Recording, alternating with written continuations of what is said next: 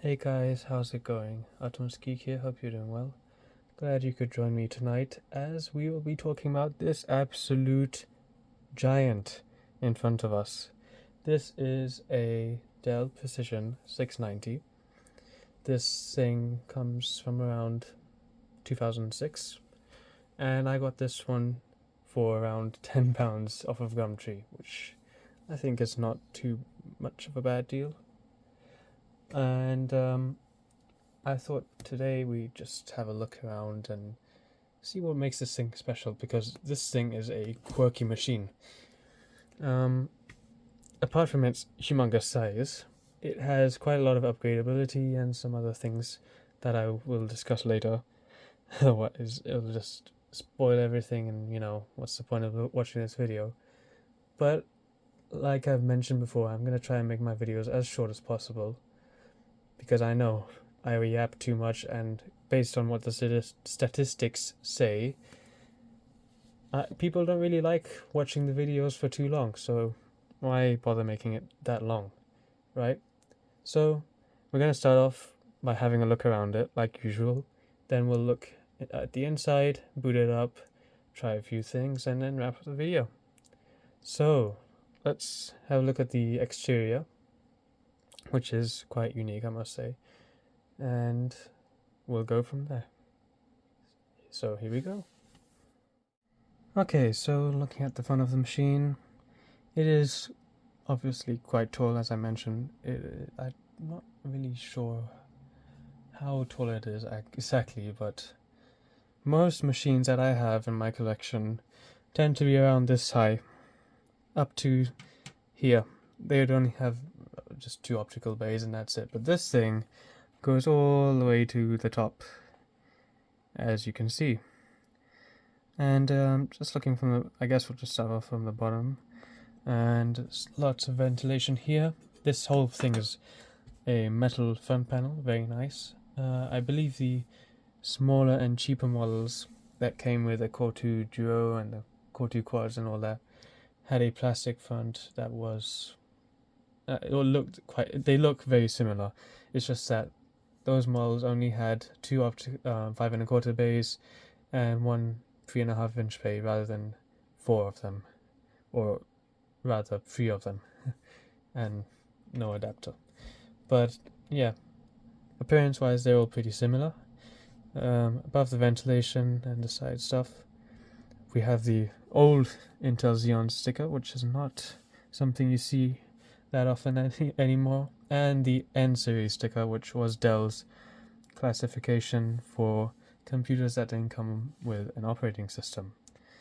Moving up, we can see the power button, which is nice and clicky, not those squishy ones, typical Dell style. We got audio jacks, one is bent for some reason. We got Firewire, which is nice, USB 2.0 at the front, and SD card reader. A lot of them don't come with this for some reason. Of it, 2 empty 5.25 bays.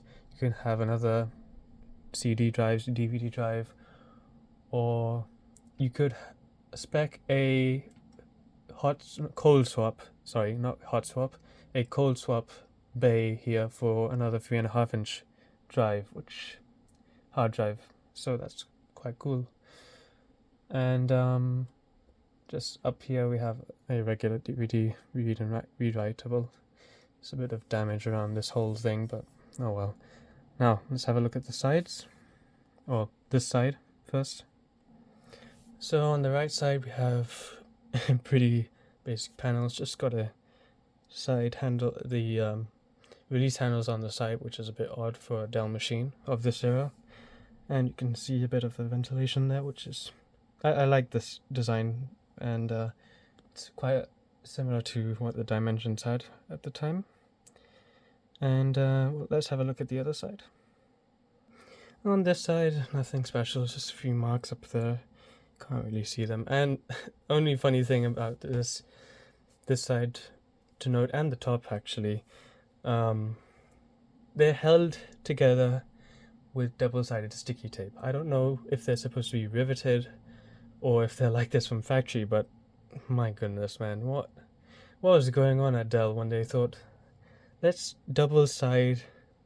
just tape on our side panels and hope that they will stay in place.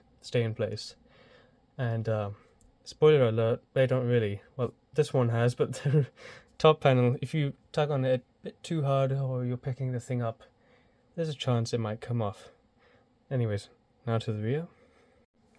Looking at the rear, it's quite busy looking, isn't it? Lots of ventilation, which is always nice for a machine like this. For ports, we have 2 serial ports, which is quite interesting. A parallel port for your printer. Only audio out, no mic in, which is kind of odd, but there is regular line in. We got 5 USB 2.0 ports, which is quite normal. That's just my stick USB receiver. You got another Firewire, which is epic, and 10100 Ethernet. No gigabit Ethernet on this one, which is a shame, but oh well. My internet speeds aren't nowhere near that fast anyways. Looking up a bit more, you can see all the lovely expansion slots here, and you could, if you noticed, all of this stuff is removable, and that's because this case, as I mentioned, was used for 2 other generations, but you could have ordered a sort of riser card just to move all of your slots a bit more to the side, and I will explain why that is in a bit when we look on the inside. Same goes for the little fan vent here, the rear vent. It's also held in by screws because you can also spec a different type of what do you call it, setup, I guess you could say. And up here we have a kind of dusty ATX. It's not really ATX, but it looks like it is similar to ATX, at least from the back, power supply. And there's some old identification or name sticker here. The this thing, the service tag was coming off for some reason, probably just old age or whatever. And I just taped it back on. And just under here, this is all for ventilation for your hard drives, which is pretty epic. I don't really see this kind of dedication to keep hard drives cool anymore.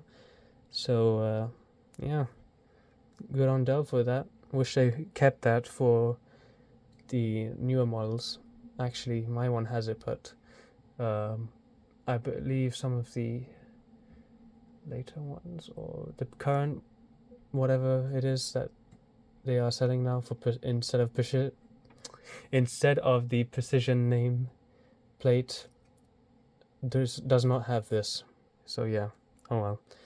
Let's have a look on the inside now, shall we? It wouldn't be an Utmost Geek video if we had not forgotten something, and I forgot to show you the top panel as usual. And just as I mentioned before, it is taped on, so it does come off easily. It is kind of misaligned, which is a shame. That's the service tag if you want to search up the original specs of this thing. It's got a very old pad test sticker on this thing. And up here we have the sticker here, the info sticker for when it was made and where it was made and voltages and all that stuff. Made in Ireland, very nice. They don't do it like that anymore. So now let's have a look at the inside. Okay, now for the inside. Just gonna show you it quickly like this, just because I wanted to talk about the feet here, or rather the lack of, and that's because this and the other models that were of this design came with a humongous metal bar that used to slot in here, and it would clip in here, and it's missing on all of them. I've never seen a picture of that stand in person, and I've searched all over the place online and I just can't find it. So this thing is kind of top heavy, as you can probably tell. But the other quick thing I wanted to mention before we have a look at it properly is this humongous side panel. It is very heavy and solid, and it's got a double latch, which is pretty cool. I love this whole over engineering they go for on these Dell computers with this. Like, was that really necessary? But just looks so cool, man. Oh yeah, at least it makes it toolless. Now let me just tilt it up so we can have a better look at it, and we can go from there. Alright, I'm hoping you can see everything, and we'll start from the bottom as usual and go to the top. So, under this humongous chunky monkey shroud here, I'll just loosen these two screws, which are very handy. I'm glad they decided to make that all, screwed in properly and all that. It's quite a big piece of plastic. This is just a shroud to direct the airflow from that ginormous 140mm fan into the two CPUs there. And yeah, it's a really well built machine. I love how everything in here is just toolless mostly, and everything just seems over the top in terms of how it was done. So like, of course, we got the CPU coolers, and they are extremely chunky with proper. They don't give you this stuff today, honestly. I don't know what's happened to Dell, but they are nothing like what they used to be. And yeah, we got, as I mentioned already, the two CPUs. Here is a RAM fan, which is just sitting there, and you can see the 8 sticks of ECC RAM there. Now, I will show you in a bit, but there is a bit of a concern down there especially, and yeah, it does bug me, but I haven't noticed any issues so far. Moving above that, we have a fan just to cool any graphics cards or anything really that is in this area. It's mostly directed to go this way though, and you can see the pathetic original card that came with this machine. It is a Quadro, I believe it's an FX 3500 or something, or just a Quadro 3500, whatever it was called. Piece of junk, honestly. 256 megs of GDDR3, which is okay. At least that's somewhat nice, but it is a really bad card, held in by this plastic piece, and it's got a 6-pin there. And just I think I'll remove this just to give you a better view. And that's it. Also, this is quite easy to do, as you can see. Just pinch it, comes right out.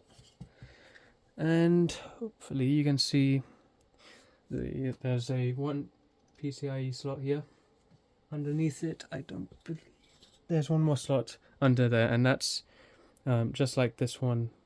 If I turn on the flash, maybe you can see that. Yeah, there's two of these slots, which I believe are also PCIe, and that's for a riser kit or riser card that moved the whole I guess you could say expansion slots a bit more forward, and that's because you could spec this machine to have a riser kit for the RAM where you could have double the capacity. So this config would only be able to have around 64 gigs of RAM, and the other one 128 gigs of RAM in total, or I think it was 32 gigs of RAM for this and 64 gigs of RAM for that one, which is cool.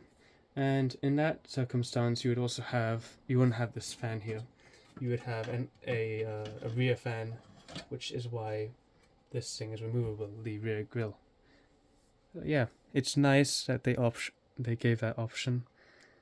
And yeah, apart from that expansion slots, there's a chipset, no north bridge or south bridge in this one. And just above that we have our hard drives, our hard drive cages rather, and right now I don't have a lack of hard drives for some reason, and I'm not sure why that is. We do have 4 of them, and there is a SAS card integrated into this thing. There's a little hard drive fan here, your free 5 1/4 inch bays, and the one of them has that SD card reader, and you can see the pretty chunky, serious looking power supply up there, which is rated for 750 watts. And yeah, that's about it for this one. On the inside, at least, no PC speaker. I have ordered one just so I can get a bit of sound while I'm using it, because I don't always have speakers plugged in, but oh well.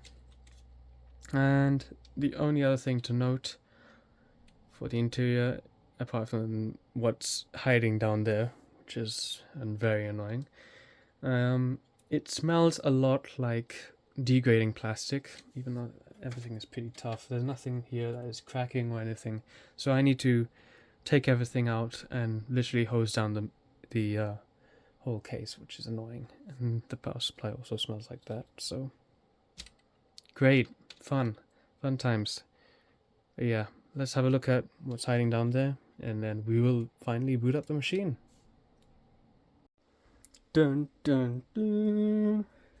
Yes, another PC plagued by a stupid leaky capacitor. Honestly, what is my luck with these? I mean, thankfully, thank God, especially, that is the only capacitor that is leaky on this one. The rest of them are all in perfect shape, and there aren't many of the old style capacitors like this. The rest of them are more of the newer style that I forget the name of. Now, I am still not confident enough to replace capacitors yet. My soldering skills are not that good yet, but I do hope to get this one done, because I have another machine that has a bunch of these annoying little things that have burst open, which is very annoying.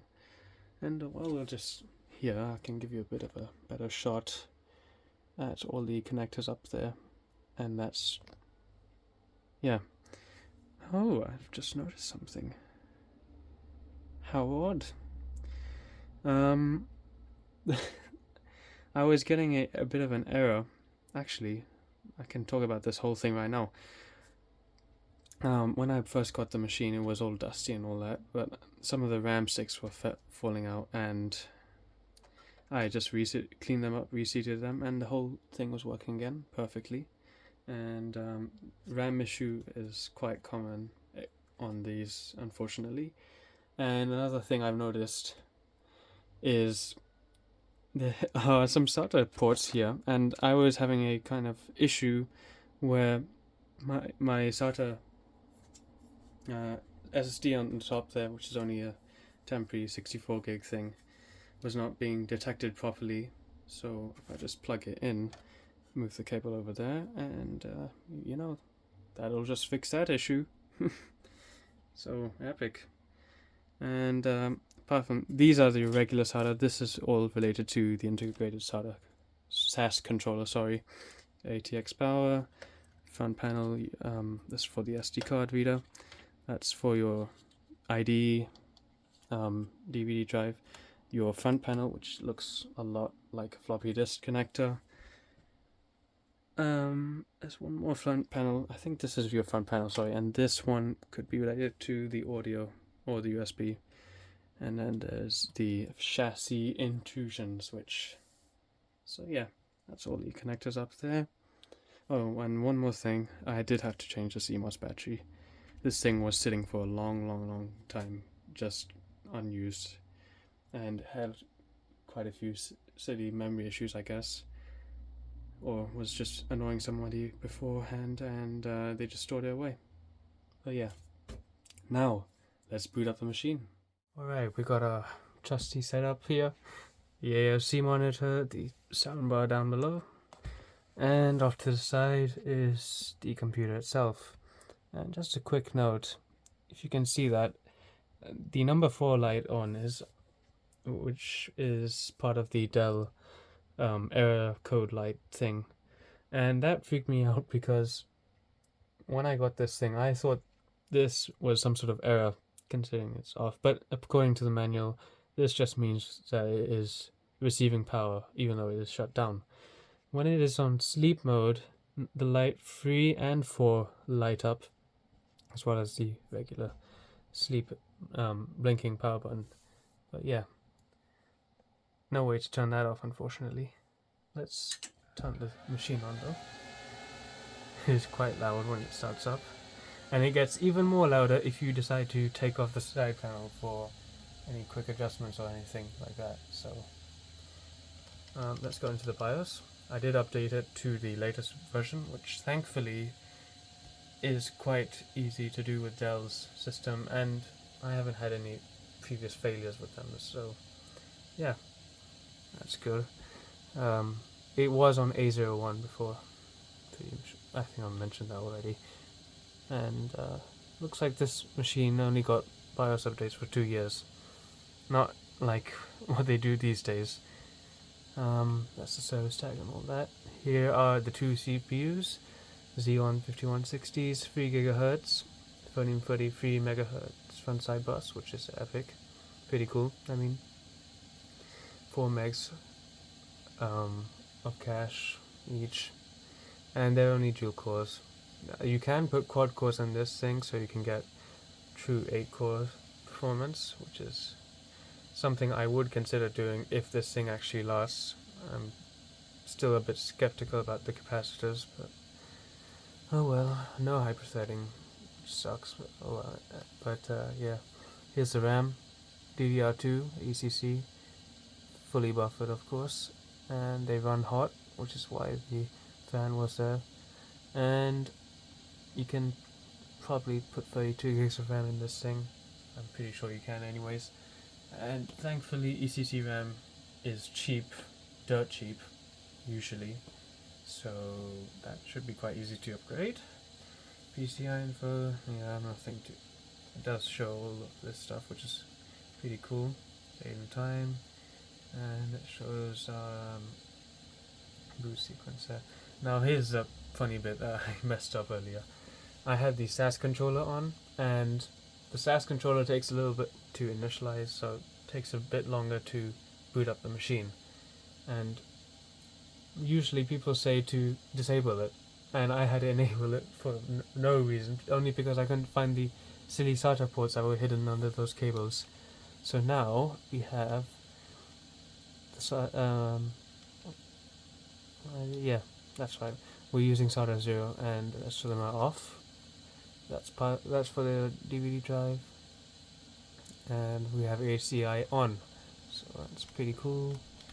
All the regular features here, LPT port and all that stuff, normal, very normal for Dell. Performance, it's all pretty similar here as well. In the when I updated the BIOS, the original one version A01 did not have Snoop filter on, or it did not even have this option here, or ACL prefetch, or hardware prefetch. It didn't have those, or this one too. I think it had this, but the rest of it, no, just these three here. That's quite cool. Primary video, normals, all the security stuff. Says intrusion alert, yeah, whatever. Chassis intrusion, I might just keep this off, it's just annoying me at this point. TAPM, CompuTrace, pretty normal. Power management, suspend mode, it has this low power mode, which doesn't, I believe it just helps with the sleep mode and all that stuff. Maintenance, pretty normal. That shows you some of the problem that this thing was having earlier on. So yeah, that's quite funny. And post behavior, pretty normal stuff. Let's save and exit, and I'll show you how long it takes to boot up this machine, just for the heck of it. I don't really show it that often, but thankfully it is quite quick when the SAS controller is disabled. It's funny that I only learned how to do this properly. Before it was saying AHCI BIOS not installed and could not detect SATA 1 port. Well, yeah, you can use SAS controllers to run SATA drives, but it's not very recommended. I will consider buying some SAS drives. Oh, audio's working. Very cool. And just looking in here, I'll show you hardware info and then we'll do all the normal stuff as usual. So yeah, let me just skip forward a bit. Alright, now we can see some info on the graphics card itself, and you can see it's not the fastest thing ever. Memory as well, it's just okay. It does the job as a kind of basic display adapter in my case. That's what I classify it as now, but otherwise it's kind of noisy and everything. I did repaste it and all that. You can see all the RAM sticks, all Kingston of course, which is nice, very nice. Funny that it's numbered like this, but I believe this is due to the risers. And you can see all the stuff that this thing cannot, these CPUs can, these instructions that the CPUs cannot support. But looking here, I think there was this, yeah, you can see the temps are pretty good, 40, and they usually get up to around 60 degrees. The max I've seen is 67, which is, you know, that's fine. Totally fine. It's not that hot, and it doesn't get hotter than that. And these are both 80-watt CPUs, so yeah. See, it sounds like the machine's running a bit noisier for some reason. Drive is okay and everything. Oh, finally, I can see GPU temperature, 50 degrees. Before, I don't know why, but it wasn't showing this. Very odd. Now let's try running YouTube. And we'll, I think I have one more thing installed. There's one issue that I'll show you guys, and that is I do not have much storage space left. So I guess we'll only have to try YouTube and Veng.io and see how that happens, how that goes. Let me skip forward. Alrighty, here's YouTube, and as you can see, it's running okay. And it doesn't do 60 frames very well, so even on 720p it is struggling quite a lot. And if we do full screen and then open stats for nerds here, where stats for nerds gone, give me a second. There you go, you can see it is stuttering quite a bit, so that's fun. I will say this thing does need a better graphics card. Honestly, it does suffer quite a bit just because of that piece of junk. And just looking here, I believe I have H.Winfo, and yeah, H.Winfo is enabled. If I just block this and restart the video, we can try and see how that goes. Open these stats for nerds again and see what it says. Yeah, we might be able to. Let's see. Yeah, see, it goes up to 720p now. So definitely needs a new GPU. That's for sure. This GPU is an insult to the rest of the machine, if I'm being honest. Now let's try Veng.io and then we'll try Nova Bench and probably wrap up the video. So yeah. Alrighty, here's Veng.io, and where's our character here? That's not good. I don't think this is gonna work out very well. And I can smell the air coming out of this thing. It is nasty, and even though I'm sitting a bit far away, I did give it a proper cleaning, like dusting out and everything, but it doesn't seem to have helped, and it looks like we're not getting anywhere with Veng.io either. So that's a shame. That's a very big shame, honestly. Oh, come on. Seriously? Oops, looks like that's one more thing I have to fix. I did stick on a install of Windows Enterprise on this thing, and I guess it didn't activate itself earlier, so I guess we'll just skip to Nova Bench now. Alrighty, Nova Bench time. Here we go. Yes, okay. And I just remembered one more thing to show you guys. Again, wouldn't be an Utmost Geek video if I didn't forget something. And that is the Windows Experience score. We'll have to have a look at that. But I think this thing will get a pretty good score, if anything. It is not a very weak machine, but we shall see. I have to now see what would be a suitable replacement for that graphics card that is in that thing. Probably I might find something that's either age appropriate for this machine, or maybe something a bit newer. We'll have to find out. 300 FPS, not bad at all. I mean, it's doing okay in this, but it does crap in everything else, so that doesn't make sense. And I do apologize, I don't have much storage space on this thing to test out other stuff. But yeah, 706.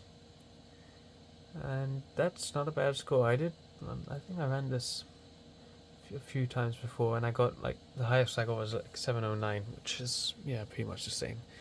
And as you can see, the CPUs were carrying most of the score here, RAM as well. GPU only got 90, but whatever. A lot of integrated graphics these days get that kind of score, which is hilarious. And ESD only 13. So let me just show you the Windows experience, and then I'll share a few comments, and we'll wrap up the video. Yay! And yeah, here's the Windows experience. It got a 5.5, which is pretty good. I mean, 5.5 thanks to the GPU here, but I don't know, gaming graphics, yeah. It's okay, I guess. It could be better, and I think we could probably bump up those numbers a bit with some more RAM and a better CPU and all that stuff. But I will say, I'm not sure if I want to invest any money on this thing apart from that little speaker that I got for it. Thanks to that busted cap. I don't know if the other caps will become like that, and you can hear a lot of kind of a high-pitched whining sound that's coming from the PSU, so that's not a very good sign. But oh well, guess time will tell. Now let's wrap up the video, and yeah. Alrighty guys, that's the end of the video. Hope you enjoyed this one, and let me know if you think this thing is actually going to survive, especially with that leaky capacitor, and is it worth spending money on? Because I do have, actually I don't really have any 771 machines, but I have a lot of machines that are of this era, and I was thinking originally maybe I should try and get this and the Mac Pro to a kind of usable level to today's standards and see which one can do better, but it's not really a fair comparison between ages. But yeah, I digress.